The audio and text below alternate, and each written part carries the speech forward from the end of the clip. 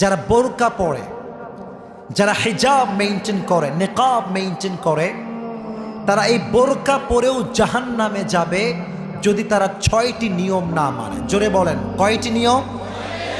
6টি নিয়ম যদি কোনো নারী বোরকা পরার পরেও না মানে, সে হবে কনফার্ম জাহান্নামী। ঠিক কিনা বলেন? আল্লাহ তাআলা হাবিবের মাধ্যমে জানিয়েছেন, নবী করিম সাল্লাল্লাহু আলাইহি ওয়াসাল্লাম বলেছেন, যেই নারী নিজের রূপকে ঢেকে রাখে, নিজের রূপকে পরপুরুষের সামনে শো করে না, প্রদর্শন করে না, তাকে আল্লাহ তাআলা নিজেই ভালোবাসেন। সুবহানাল্লাহ পড়ে। তবে নারীরা বোরকা পরলেই হবে, 6টা নিয়ম মানতে হবে। 1, স্টে ইনডোরস।